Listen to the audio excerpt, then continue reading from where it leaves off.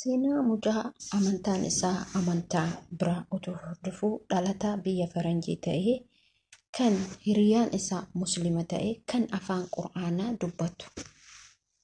Wallaahi waan nama ajaa'ibu jechuudha. Mucaan kun gaafa namichoon miidiyaa kanarratti kan arganii seenaa mucaa kanaa kan arge miidiyaa afaan Ingiliffaan akkasuma afaan Araabiffaanii mucaan kun dhugaa dubbachuuf yeroo gaafatu namichi rifate jechuudha.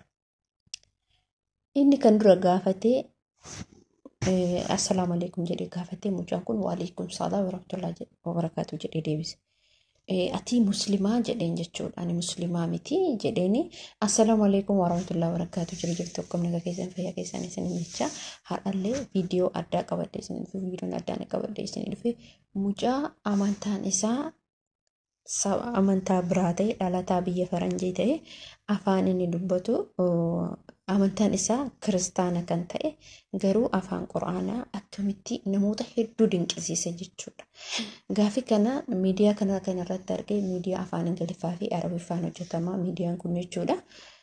Mucaa kana yeroo salaamatti gaafatan afaan Arabiitiin salaamatti deebisee namichoon viidiyoo isa waraabu sun baay'ee tokko rifate jechuudha. Yeroo sanitti akkamitti ati maaliin muslimaa jedhee gaafate jennaan ani muslimaa miti jedhee deebiseef jechuudha. Ergas akkamitti afaan kana barachuu dandeettaa maal jedheetiin mucaa kana gaafate jechuudha.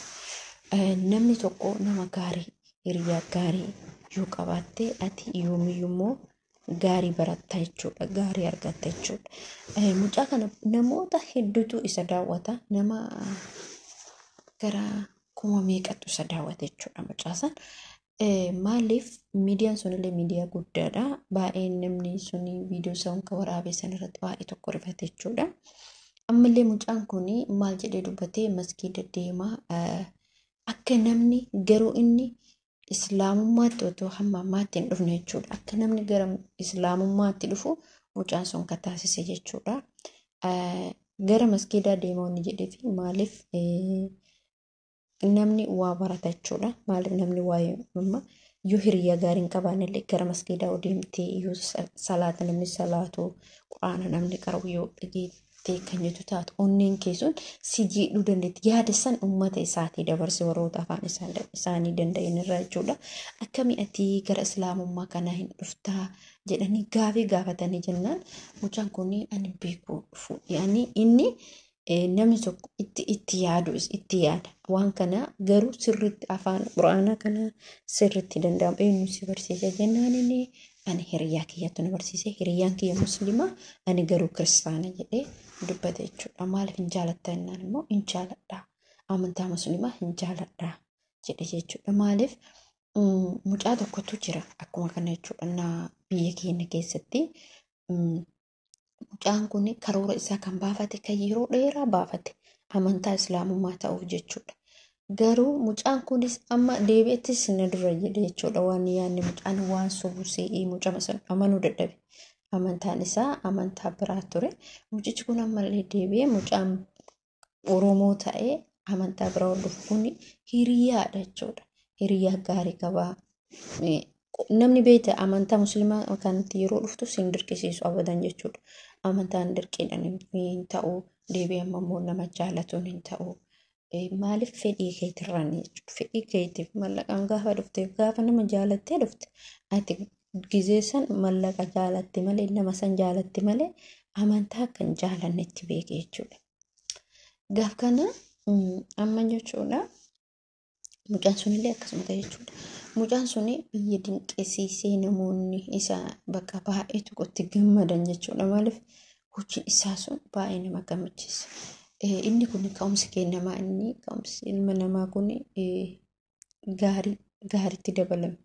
Hiriyaa gaarii qabaadhu hiriyaa gaarii gaafa qabaatti mootuyyuu waan gaariitu si qunnama.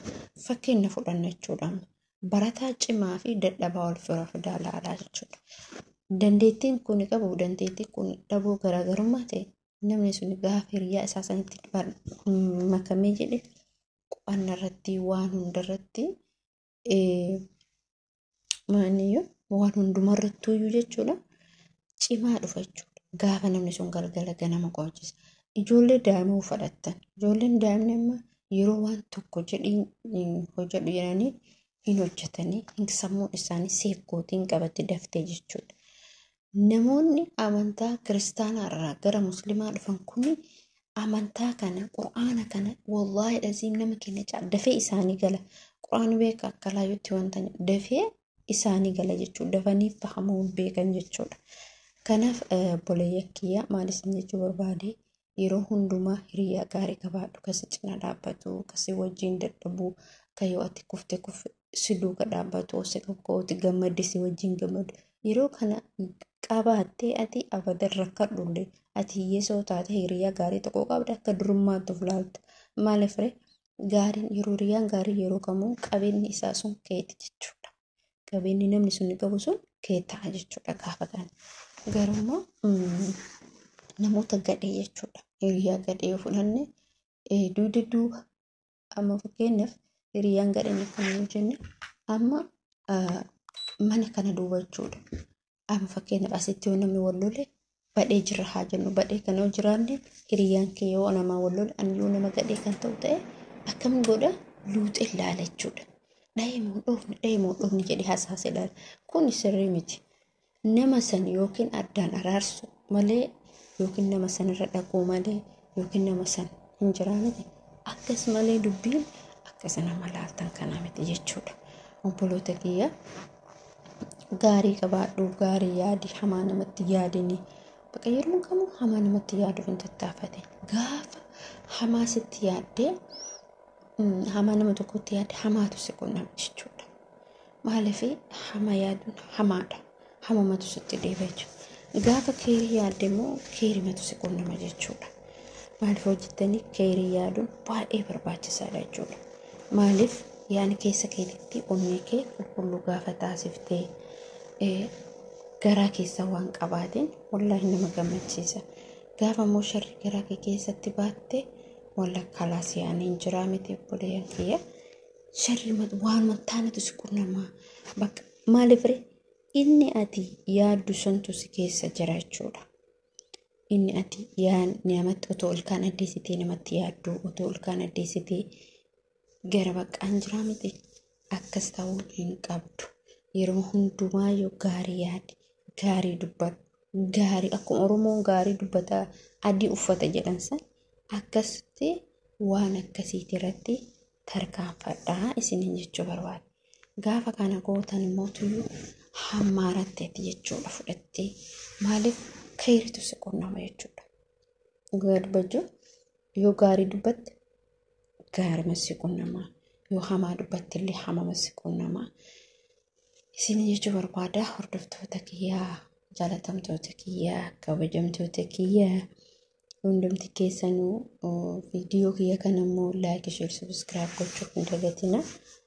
Wantoonni yeroo ammaa kana lafa addunyaa kanarra jiran kanu namni hundi gaarii yaadu jechuudha walitti yaada.